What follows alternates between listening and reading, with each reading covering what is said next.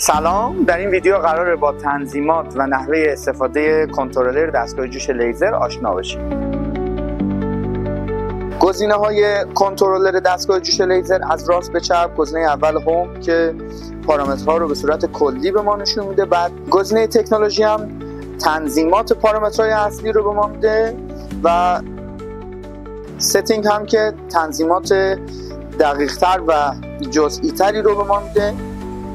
مانیتور دستگاه هم در واقع پایش کردن دستگاه، شما میتونید دمای اجزای مختلف دستگاه رو مشاهده کنید. گزینه‌های بعدی دستگاه لیزر انیبل، فعالسازی خود لیزر هست که میتونید آن آف کنید و رد لایت هم در واقع نور قرمزی هست که نشون میده بهمون اشعه لیزر به همون شکل کار خواهد کرد. حالا هم نقطه‌ای داره هم به صورت خطی، دات و لاین.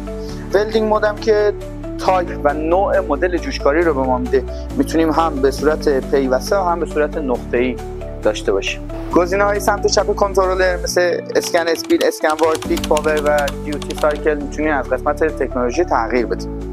گزینه اسکن اسپید در واقع سرعت اشعه لیزر رو به ما میده که از 0.03 ثانیه تا 3 ثانیه قابلیت تغییر داره که هرچی این عدد پایین‌تر باشه شما سرعت اشعه لیزر رو کاملا میتونید ببینید، مشهوده.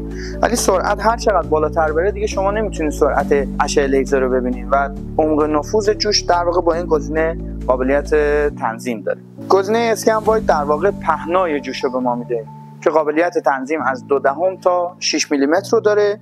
البته زیر 1 میلیمتر برای برشکاری استفاده میشه، بیشتر از اون بستگی به ضخامت فیلر و ضخامت فلزی که مد نظرمون هست برای جوشکاری تنظیم میکنه.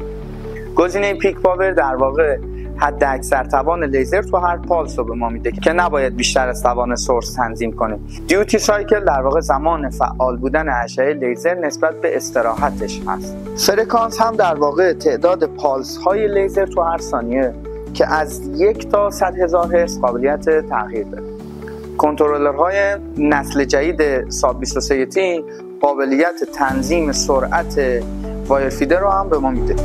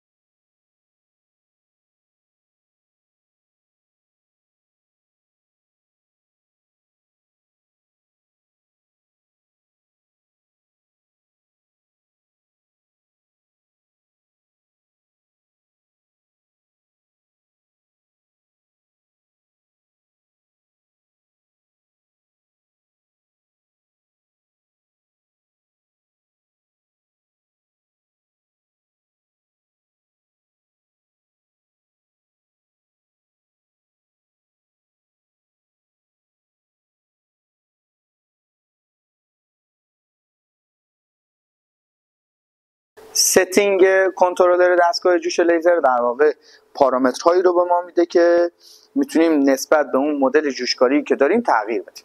گزینه اول لیزر پاور، خب بستگی به توان خود دستگاه است که حالا قابلیت تغییر نداره، مثل سورس این دستگاه 1500.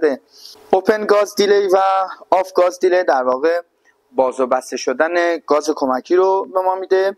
لیزر استارتینگ پاور در واقع شروع جوشکاری با چه توانی مد نظرمون هست. لیزر آن پروگرسیو تایم در واقع زمان تدریجی روشن شدن رو به ما میده که قابلیت تغییر داره.